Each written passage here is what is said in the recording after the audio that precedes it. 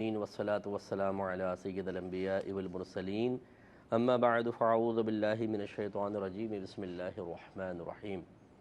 الحمدللہ الہادی پروگرام میں نبی کریم صلی اللہ علیہ وسلم کی اطاعت و فرما برداری پر تسلسل سے کلام چل رہا ہے،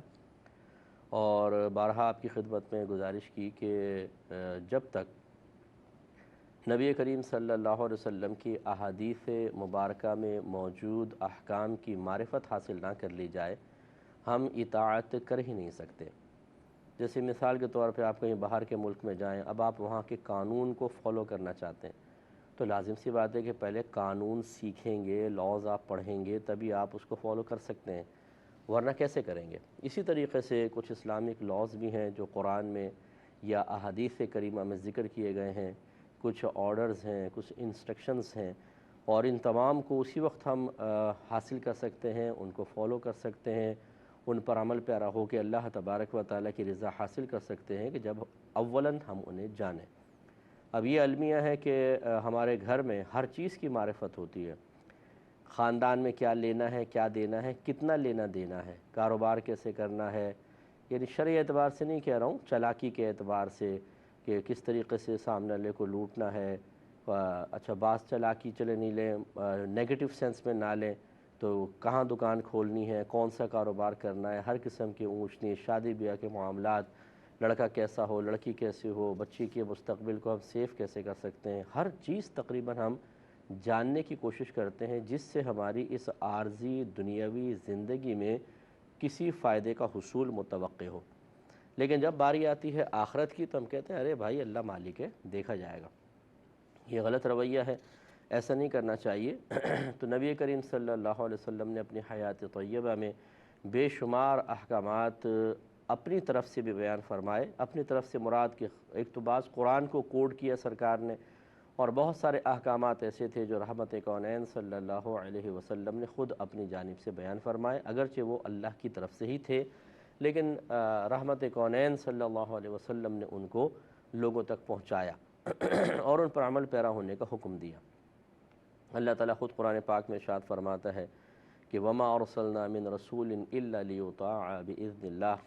ہم نے ہر رسول کو فقط اسی لیے بھیجا کہ اس کا کہنا مانا جائے، اس کی اطاعت کی جائے، اس کا حکم مانا جائے۔ تو پھر سید الاولین والآخرین کا حکم ماننا تو بدرجہ اولا ضروری ہوگا۔ چنانچہ بہت ساری حدیثیں میں نے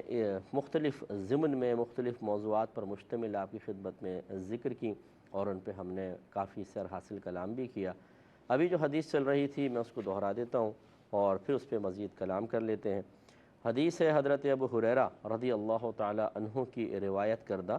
اور بخاری و مسلم میں اس کو ذکر کیا گیا ہے۔ آپ ارشاد فرماتے ہیں کہ رسول اللہ صلی اللہ علیہ وسلم نے اس بات سے منع فرمایا کہ کوئی شہری دیہاتی کے لیے سودا کرے، اور یہ بھی فرمایا کہ دوسروں کو دھوکہ دینے کے لیے سامان کی قیمت نہ بڑھاؤ، اور آدمی اپنے بھائی کے سودے پر سودا نہ کرے، اور نہ اپنے بھائی کے منگنی کے پیغام پر منگنی کا پیغام دے، اور عورت اپنی مسلمان بہن کی طلاق کا سوال نہ کرے تاکہ اس کے برتن میں جو کچھ بھی ہے اسے الٹ دے۔ اب اس کا ذرا مفہوم سمجھیں، میں نے تھوڑا سا تو اس پہ وضاحت کر ہی دی تھی کہ رحمت کونین صلی اللہ علیہ وسلم فرماتے ہیں کہ کوئی شخص جو شہری ہے وہ دیہاتی کے لیے سودا نہ کرے۔ میں نے آپ کو سمجھایا تھا کہ اس کی کئی وجوہات ہیں۔ بعض تو دھوکہ دہی کیا کرتے تھے کہ دیہاتی لوگ آتے تھے، انہیں شہری مارکیٹ کا بھاؤ تاؤ نہیں پتہ ہوتا تھا۔ اب آپ کو پتہ ہے کہ جب کوئی گاؤں سے چیز بنا کے لاتا اس کو تو بہت سستی پڑتی ہے، مثلا 100 روپے کی پڑی، اور اندر شہری مارکیٹ میں وہی چیز 3000 کی بک رہی ہے۔ اب اگر اس کو شہر کے باہر ہی روک کر کوئی یہ کہے کہ تم اندر جاؤ گے کیا فائدہ، تمہیں لوٹ لاٹ لیں گے، تم ایسا کرو، یہ کتنے کی دینا چاہتے ہو، وہ کہے گا جی زیادہ سے زیادہ اپنا پروفٹ بنائے گا، 200 300 400 کی دینا چاہتا ہوں، یہ بولے گا میں 500 دیتا ہوں، تمہیں لے لو، تم یہ مشقت سے بچو گے، چلو ہم بھی اندر جا کے کما لیں گے، تو وہ بیچارہ کیوں منع کرے گا۔ لیکن آپ غور کریں تو اگر وہ 500 کی بھی بیچتا ہے تو وہاں 2500 مزید اس کو پروفٹ ہو سکتا تھا، اور اس شہری شخص نے شہر کے حالات کو، مارکیٹ کی ویلیو کو، مارکیٹ میں اس چیز کی ویلیو کو جاننے کی وجہ سے اس کو دھوکے میں مبتلا کر دیا۔ ایک تو اس سے سرکار نے منع فرمایا، یعنی اس وجہ سے منع کیا۔ دوسرا یہ ایک حدیث سے سرکار صلی اللہ علیہ وسلم نے فرمایا کہ اللہ تبارک و تعالیٰ بعض کو بعض کے ذریعے رزق عطا فرماتا ہے۔ تو یہ ہوتا ہے کہ ایک گاؤں والا آ رہا ہے، اس کو 100 روپے کی چیز پڑی، اگر وہ 500 کی بیچے تو 400 روپے اس کا نفع، اس کے لیے تو بہت، یعنی 4 گنا نفع زیادہ، 400 گنا، تو اس کے لیے تو کوئی پرابلم ہی نہیں ہے، ٹھیک ہے بھائی، یعنی 4 گنا سوری، تو وہ تو خوشی خوشی لے کے جائے گا۔ لیکن اگر وہ شہر میں جاتا ہے اور کوئی دکاندار اس سے لیتا ہے اور چیز ہے مثال کے طور پہ 3000 کی بک سکتی ہے، پھر بھی دیہاتی کو تو نقصان نہیں ہوا نا، اس کو تو مل گیا، لیکن اس شہری کو کافی فائدہ ہو جائے گا۔ تو گویا کہ اللہ تعالیٰ اس دیہاتی کے ذریعے اس دکاندار کو فائدہ پہنچا رہا ہے۔ اب اگر کوئی درمیان میں آ جاتا ہے تو گویا کہ اس کے فائدے کو بھی منقطع کیا۔ تو یوں رحمت کونین صلی اللہ علیہ وسلم نے مطلب تلقین فرمائی کہ براہ راست کرنے دو، تاکہ نہ یہ نقصان کا شکار ہو جو اللہ نے اس کے ذریعے ان دکانداروں کو فائدہ پہنچانے کا ارادہ رکھا ہے، وہ ارادے کی تکمیل بھی ہو۔ ہاں یہ ضرور ہے کہ اگر آپ یہ سمجھتے ہیں کہ شہر میں بڑے چیٹر لوگ بیٹھے ہوئے ہیں، یہ بیچارہ 100 روپے کی چیز لے کر آئے گا تو اس سے بھی 50 میں لے لیں گے، اس کو ڈرا کے دھمکا کے، اور مطلب جیسے کھانے پینے کی چیزیں ہوتی ہیں بسا اوقات، اب وہ واپس تو لے جا نہیں سکتے ہیں، یا جانور وغیرہ ہوتے ہیں، تو پھر بعض اوقات ایسی چالاکی کے ساتھ ان سے سودا کیا جاتا ہے، انہیں ڈرایا جاتا ہے، دھمکایا مر جائے گا، آثار خراب ہیں، یہ ہو گیا وہ ہو گیا، تو بیچارہ سستا دینے پہ مجبور ہو جاتے ہیں۔ اس طرح اگر کوئی کسی کے بارے میں گمان ہو کہ اس کو دھوکہ دیا جائے گا، لوٹا جائے گا، اور پھر کوئی ہمدرد بیچ میں درمیان میں آ کے کہ تاکہ میں اس کو لوٹ مار سے بچاؤں، اس بیچارے کو نقصان سے بچاؤں، پھر کوئی عملی کوشش درمیان میں آ کر کرے تو وہ منع نہیں ہے۔ اس سے آپ بخوبی ایک ضابطہ قاعدہ نکال سکتے ہیں کہ اگر مقصود نہ اس کو دھوکہ دینا، نہ اس کو نقصان پہنچانا، نہ اس کو بلکہ فائدہ پہنچانا، نقصان سے محفوظ رکھنا مقصود ہو تو بہت اچھی بات ہے، اور وہ اس حدیث کے تحت نہیں آئے گا۔ اور اگر مقصود ہے اس کو دھوکہ دینا یا ان کو نقصان پہنچانے کے قصد و ارادے سے فقط اپنے ذاتی نفعوں کے لیے اس طرح کیا جائے تو یقیناً منع ہوگا اور اس حدیث کے تحت آئے گا۔ مزید سرکار نے فرمایا کہ دوسروں کو دھوکہ دینے کے لیے سامان کی قیمت نہ بڑھاؤ۔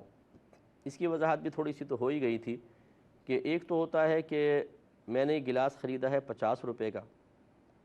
اور میں اس کو 60 کا بیچنا چاہتا ہوں، لیکن سامنے گاہک آ کے کہتا ہے میں تو 30 روپے کا لوں گا۔ اب یقینی سی بات ہے کہ 50 روپے کا تو مجھے پڑا ہے، میں 30 کا کیسے دے سکتا ہوں؟ تو اب اس کو راغب کرنے کے لیے کہ وہ 60 دے دے، اگر کوئی میرا اپنا آدمی وہاں بیٹھا ہو اور وہ اس کی قیمت بڑھائے، کہے کہ اگر آپ لیتے ہیں ٹھیک، نہیں تو مجھے دے دیں، آپ یہ 60 روپے کا دے دیں، میں لے لوں گا، یہ بہت اچھا گلاس ہے، اور پھر وہ شخص کہے کہ نہیں نہیں بھائی، یہ میں پہلے سودا کر رہا ہوں، میں ہی لوں گا، تو یوں بہت اچھی چیز ہے کہ اب ہمیں ایک واجبی قیمت تک لانے کے لیے ایک ڈرامہ کر لیا یا ایک حکمت اختیار کر لی، اس میں کوئی حرج نہیں ہے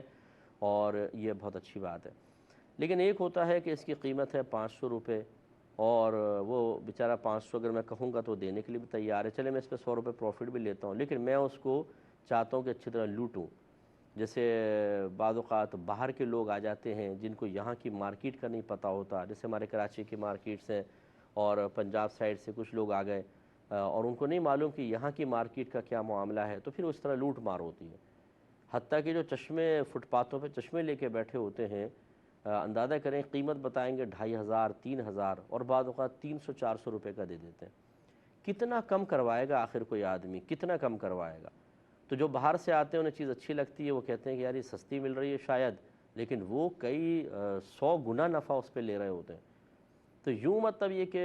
اگر لوٹ مار کا ارادہ ہو، دھوکہ دینے کا ارادہ ہو کہ چیز تو ہے 500 روپے کی اور ہم چاہتے ہیں کہ دھوکہ دے کے اس کو 5000 کی بیچیں، اور اس میں کوئی بچہ جمہورہ بٹھا دوں کہ بھئی تو قیمت بڑھاتے رہنا تاکہ یہ جو ہے وہ مطلب ترغیب پا کر زیادہ سے زیادہ پیسے دے دے اور اس طرح ہم اس کی جیب خالی کروائیں،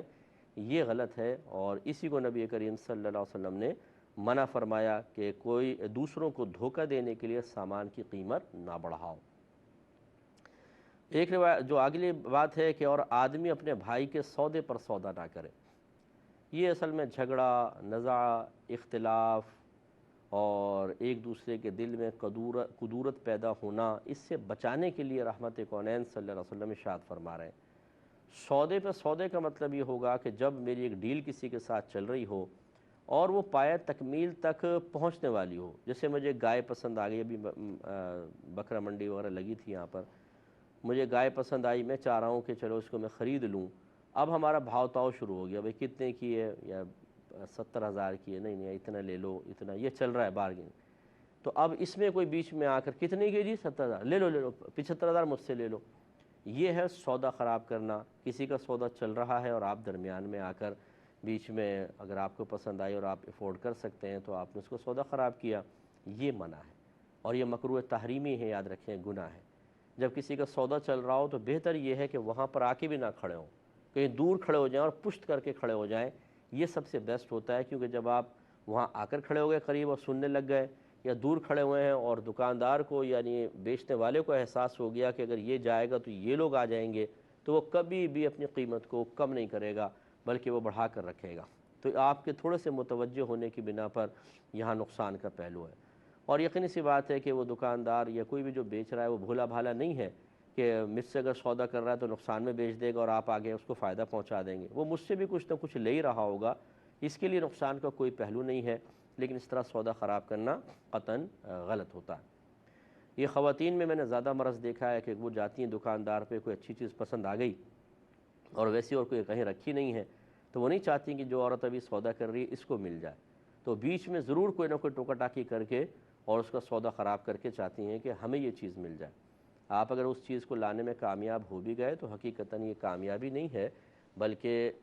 ناکامی ہے۔ شیطان کی کامیابی ہے کہ وہ چاہتا ہی یہ تھا کہ دلوں میں چاہے وقتی طور پہ عارضی طور پہ نفرت پیدا ہوئی،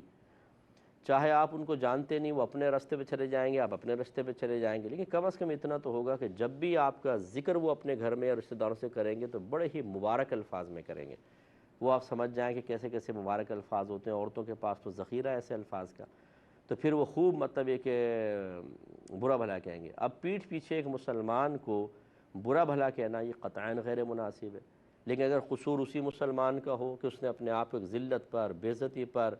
کسی کے قابل نفرت جملوں کا ٹارگٹ بننے کے لیے خود اپنے آپ کو پیش کیا ہو، تو قابل گرفت تو پھر وہ بھی ہے نا۔ اسی کو میرے آقا صلی اللہ علیہ وسلم منع فرما رہے ہیں کہ کوئی بھی کسی اپنے مسلمان بھائی کے سودے پر سودا نہ کرے، لیکن یہ صورت کیا ہے جب ڈیلنگ شروع ہو چکی ہو۔ ایک ہوتا ہے ایک آدمی کھڑا ہوا ہے تو پوچھتا ہے یہ کتنے کا ہے، اتنے کا، اچھا یہ والا کتنے کا ہے، یہ سودا نہیں چل رہا، یہ بھی وہ قیمتیں معلوم کر رہا ہے، اس میں آپ بیچ میں داخل ہو سکتے ہیں، مداخلت کر سکتے ہیں کچھ بھی۔ اس نے پوچھا یہ کتنے کا ہے، بھائی اتنے کا، اچھا یہ کتنے کا ہے، تو آپ نے فوراً کہا یہ کتنے کا بولا تھا، اتنا، یہ مجھے دے دو، صحیح ہے کوئی مسئلہ نہیں ہے۔ لیکن اگر وہ شخص یہ کہہ دے کہ یہ کتنے کا، اتنے کا، اچھا صحیح لگا لو تو میں لے لیتا ہوں، اب یہ سودا شروع ہو چکا ہے، کیونکہ ایک چیز کو اس نے فکس کر لیا ہے، ٹارگٹ کر لیا ہے، قیمت معلوم کی ہے، اب اس کا ثمن طے کیا جا رہا ہے، تو اس میں بیچ میں رکاوٹ نہیں ڈالی جائے گی۔ امید ہے کہ آپ سمجھ گئے ہوں گے۔ اور سرکار نے اگلا فرمایا کہ نہ اپنے بھائی کے منگنی کے پیغام پر منگنی کا پیغام دے۔ منگنی پہلے دور میں اس کا کوئی رواج نہیں تھا، ترجمے کے اندر ایسا ہے، مراد یہ ہے کہ کوئی اگر نکاح کا پیغام دیتا ہے تو اس کے نکاح کے پیغام پر اپنا پیغام نہ دو، اور علت اس ممانعات کی وہی ہے کہ لڑائی ہوگی، جھگڑا ہوگا، دلوں میں نفرت پیدا ہوگی، اور اس میں بھی کنڈیشن اور صورتحال بالکل وہی ہوگی کہ جب کسی نے رشتہ بھیجا ہو اور ان کی بات شروع ہو گئی ہو۔ ایک تو ہوتا ہے کہ کسی نے کہا ہم نے دیکھی ہے کہ فلاں کی بچی، کوئی بھی بات نہیں ہوئی، بس ہم گئے تھے شادی میں، وہ اچھی لگی ہے بچی، ہم چاہتے ہیں کہ چلو بات کر لیں، اس میں بھی احتیاط کرنی چاہیے، لیکن بہرحال ابھی کوئی شروع نہیں ہوئی، نکاح کا پیغام نہیں پہنچا، اس میں کوئی بیچ میں آ جائے تو کوئی حرج بھی نہیں ہے۔ لیکن ایک ہوتا ہے کہ آنا جانا ہوا ایک دو دفعہ اور بات چل رہی ہے کہ بھئی اچھا ہمیں تھوڑا سوچنے کا ٹائم دیں، ہم لڑکے کے بارے میں ذرا معلومات کروائیں گے یا بچی کے بارے میں، اور مزید پھر جس سے ہوتا ہے ہمارے یہاں رسم و رواج کے 4-5 دفعہ آنا جانا ہوتا ہے، خود کھاتے ہیں، خوب کھاتے پیتے ہیں، چائے وائے بسکٹیں اڑاتے ہیں، پھر کہیں جا کے رضامندی کا اظہار کرتے ہیں، اس میں سارے سلیقہ مندی بھی دیکھ لیتے ہیں لڑکی کو، اور بکرے کی طرح اس کا پورا پوسٹ مارٹم ہو جاتا ہے کہ اس کے بال کیسے ہیں، کان کیسے، ناک کیسی ہے، آنکھ کیسی ہے، پھر یہ اب یہ جو سلسلہ شروع ہو چکا ہے، اس میں اگر آپ بیچ میں آئیں گے تو یہ بالکل ایسا ہی ہے جیسے کسی کا سودا چل رہا اور آپ بیچ میں ٹانگ اڑا کے اس کا سودا خراب کر دیں تو نفرت پیدا ہوتی ہے، اور نکاح کے معاملے میں اس سے کہیں زیادہ نفرت پیدا ہوتی ہے، کیونکہ دو خاندانوں کے ملنے کا معاملہ ہوتا ہے، بعض اوقات لڑکا بہت اچھا ہوتا ہے، بعض اوقات بچی بہت اچھی ہوتی ہے، بعض اوقات پوری فیملی بہت اچھی ہوتی ہے، اور کوئی جب بات سٹارٹ کر لیتا ہے نہیں چاہتا کہ یہ اچھا رشتہ ہمارے ہاتھ سے نکلے، اور اس وقت پھر آپ جب درمیان میں آئیں گے تو زیادہ نفرت کا سبب بنے گا، اور خصوصاً اس وقت کہ جب آپ آپس میں رشتہ دار ہوں. جیسے اب کزنز ہوتے ہیں، ان کے رشتوں کی بات چل رہی ہے، پھپھی کی طرف سے رشتہ آ گیا، یہاں سے خالہ نے بھی بھیج دیا. اور خصوصاً جب ننیال ددیال کا مسئلہ ہو کہ ننیال سے بھی آیا ہے رشتہ اور ددیال سے بھی آیا ہے، آپ کسی ایک کو قبول کرنے کا مطلب ادھر کو ناراض کرنا، ادھر کو ناراض کرنا، یہ بڑی آزمائش ہو جاتی ہے. تو چلیں وہ تو پھر لڑکی والوں کا یا لڑکے والوں کا مسئلہ ہے، کسی کو قبول کریں نہ کریں. یہاں جو حدیث میں وہ یہی ہے کہ اگر آپ کسی کی بات چل رہی ہے اور آپ بیچ میں کود جاتے ہیں تو لازم بات ہے کہ تنازع پیدا ہوگا، نفرتیں پیدا ہوں گی، اور بعض اوقات خاندان ہم نے علیحدہ ہوتے ہوئے بھی دیکھیں. اس لیے ایسا ہرگز نہیں کرنا چاہیے. ہاں یہ ہو سکتا ہے کہ آپ کو پتہ نہ ہو کہ کس کا پیغام آیا ہوا ہے، بات چل رہی ہے، آپ کو نہیں معلوم تھا، اب آپ نے نکاح کا پیغام بھیج دیا. یہ تو انسان اس بات کا مکلف نہیں ہے نا کہ وہ غیب کو جانے یا پوشیدہ امور جانے. لیکن اس میں خواتین جو ہیں وہ کافی سمجھدار ہوتی ہیں، وہ پوچھ لیتی ہیں کہ بھئی آپ کی کہیں بچی کی بات تو نہیں چل رہی. وہ کہتے ہیں ہاں چل رہی ہے، تو وہ پھر رک جاتے ہیں کہ نہیں ابھی کہیں بات چل رہی ہے، نہیں مناسب نہیں ہے اور ورنہ. لیکن بہرحال پھر ایسے بھی ہوتے ہیں انہیں نہیں پتہ ہوتا، وہ ڈائریکٹ بات کر لیتے ہیں. اب اگر ان کو پتہ چل جائے کہ نہیں پہلے کسی کی بات چل رہی ہے تو بغیر ناراض ہوئے پیچھے ہٹ جائیں، سبز باغ نہ دکھائیں کہ دیکھیں ہم تو زیادہ یہ کر لیں گے، ہم بچی کے نام یہ بھی کر دیں گے اور وہ بھی کر دیں گے، تاکہ ان کے دل میں لالچ پیدا ہو اور یہ پہلے نکاح کو ختم کر لیں. ہم لوگ بعض اوقات اپنے بچوں کی نفسانی خواہشات کی تکمیل کے لیے دوسرے بچوں کی خواہشات کا خون کرنے کے لیے تیار ہوتے ہیں. ان کی کوئی فیلنگز نہیں ہے، کوئی جذبات نہیں ہے. میرے بچے کے جذبات ہیں، میرے بچے کی فیلنگز ہیں. بیٹے نے آ کے ماں کے کان میں کہہ دیا امی فلاں لڑکی مجھے پسند ہے اور میں وہیں شادی کروں گا ورنہ خودکشی کر لوں گا میں. وہی ماں نے کہا لے ابھی میرا بچہ تو گیا ہاتھ سے. اب وہ پہنچ گئی اماں رشتہ لے گئے. اب وہ لوگ کہہ رہے ہیں کہ بھئی ہم فلاں سے ہمارا بات ہو چکی ہے، یہ ہو رہی ہے اور ہم ان سے شادی کرنا چاہتے. نہیں، اس کے بچے کو قربان کر دو، اس کے بچے کی کوئی فیلنگ نہیں ہے، میرے بچے کی فیلنگز ہونی چاہیے. یہ غلط رویہ، غلط طریقہ کار ہے. اور یہاں صرف ایک جملہ کہہ کے پھر ہم اپنا وقت قلیل ختم کرتے ہیں کہ کسی کی خوشیوں کو آگ لگا کر ان کو غم دے کر اپنی خوشیاں حاصل کی جائیں، ان خوشیوں میں کبھی دوام اور استمرار نہیں ہوتا. اللہ تعالیٰ سمجھ کے توفیق عطا فرمائے. وآخر دعوانا